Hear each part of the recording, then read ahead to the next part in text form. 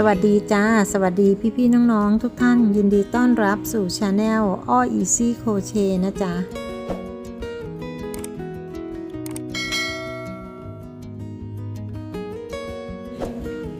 สำหรับแพทเทิร์นลายนี้นะจ๊ะลายที่พี่อ้อจะสาธิตให้พี่ๆน้องๆทุกท่านได้ชมกัน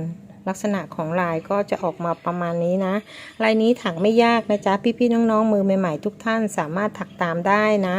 แล้วก็คลิปนี้เป็นคลิปตัดต่อนะพี่ๆน้องๆท่านใดที่ดูไม่ทันก็กดหยุดก่อนแล้วก็กดย้อนกลับไปดูใหม่ได้นะอุปกรณ์ที่พี่อ้อใช้ในการสาธิตคลิปนี้นะจ๊ะพี่อ้อใช้ไหมซัมเมอร์ซอฟขนาดเส้น18เข็มโครเชต์ที่ใช้พี่อ้อใช้ 0.75 มิลพี่ๆน้องๆก็ลองปรับทั้งเข็มและไหมให้เหมาะสมกับชิ้นงานที่พี่ๆน้องๆทุกท่านใช้กันนะจ๊ะพี่ๆน้องๆท่านใหม่ๆที่เพิ่งเข้ามารับชมคลิปนี้เป็นครั้งแรกพี่อ้อรบกวนด้วยนะจ๊ะหลังจากชมคลิปนี้จบแล้วคิดว่าคลิปนี้มีประโยชน์รบกวนช่วยกดติดตามกดไลค์แล้วก็กดแชร์คลิปนี้ไปให้เพื่อนๆเราด้วยนะเวลาพี่อ้อลงคลิปใหม่ๆเดี๋ยวพวกเราจะได้เห็นคลิปใหม่ๆพร้อมๆกันสำหรับคลิปนี้นะจ๊ะพี่อ้อขอแจ้งพี่ๆน้องๆทุกท่านนะโดยเฉพาะพี่ๆน้องๆมือใหม่ๆนะที่เข้ามาติดตามคลิปนี้จะไม่มีเสียงบรรยายของพี่อ้อนะจ๊ะเนื่องจากพี่อ้อมีความจำเป็นที่จะต้องตัดเสียงบรรยายออกเพราะว่าที่บ้านแล้วก็ข้างๆบ้านเขามีภารกิจประจำวันใช้เสียงค่อนข้างมากดังนั้นจะมีเสียงแทรกอยู่ตลอดเวลาก็ไม่สามารถที่จะลงคลิปไปได้นะขออภัยพี่ๆน้องๆทุกท่านด้วยแต่พี่อ้อก็จะพยายามสาธิตช้าๆนะแล้วก็ถ้าดูไม่ทันก็กดหยุดก่อนนะแล้วก็กดย้อนกลับมาดูใหม่ได้จ้าพี่อ้อจะเริ่มต้นด้วยการถักเป็นห่วงโดยจะสาธิตทั้งหมด9ห่วงแล้วก็ถักลายวนขึ้นไปลายนี้ไม่ยากนะจ๊ะใน1ช่วงลายก็จะมีแค่2แถวเองโดยแถวแรกเราจะถักด้วย5ดับเบิลโครเชต์สลับกับโซ่1แถวที่2เราจะถักด้วย2ดับเบิลโครเชต์เรารวบพร้อมกันแล้วก็ขั้นด้วยโซ่3ต่อด้วย2ดับเบิลโครเชต์รวบพร้อมกันแล้วก็ขั้นด้วยโซ่5พร้อมแล้วเดี๋ยวเราไปลงมือถักพร้อมๆกันเลยนะจ๊ะ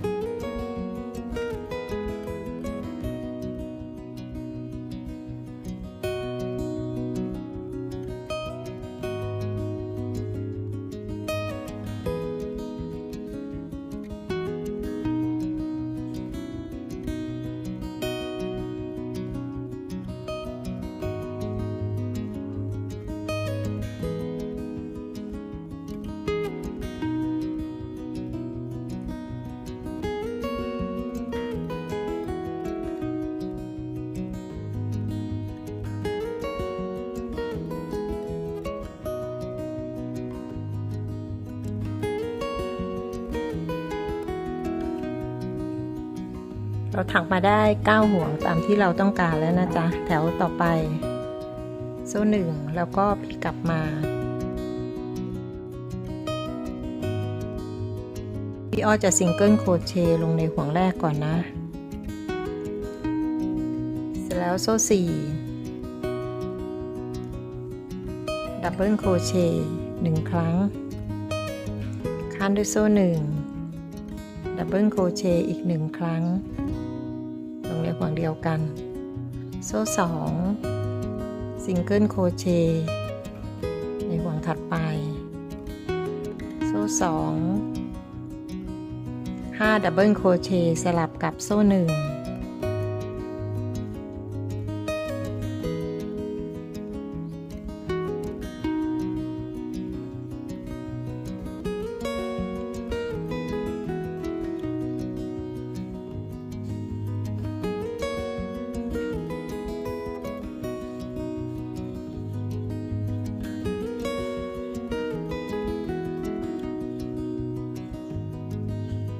5 หลักแล้วโซ่2ซิงเกิลโครเชต์ในห่วงถัดไปต่อด้วยโซ่2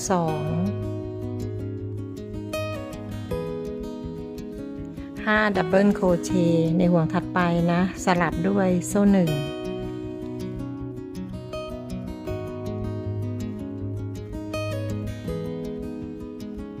สำหรับลายไหนที่ถักซ้ำๆพี่อ้อก็จะถักเร็วหน่อยนะจ๊ะพี่ๆน้องๆท่านใดที่ดูไม่ทันก็กดหยุดก่อนแล้วก็กดย้อนกลับไปดูใหม่ได้นะ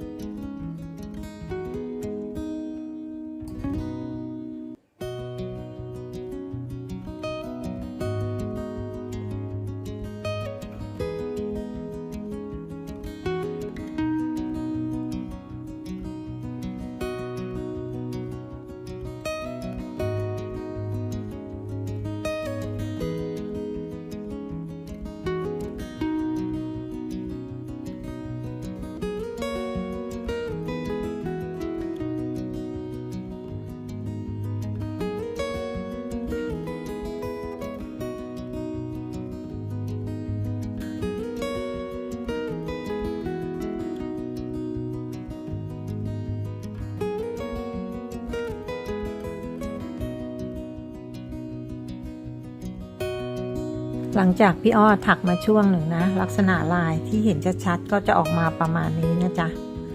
พี่ๆน้องๆทุกท่านลองถักกันดูนะลายนี้ไม่ยากดูไม่ทันกดหยุดก่อนแล้วก็กดย้อนกลับมาดูใหม่ได้นะด้านนี้เป็นด้านหลังของชิ้นงานนะส่วนด้านหน้าก็จะเป็นแบบนี้พี่อ้อขอขอบคุณพี่ๆน้องๆทุกท่านนะจ๊ะที่แวะเข้ามาเยี่ยมชมแล้วก็ติดตามให้กำลังใจกันมาโดยตลอดนะ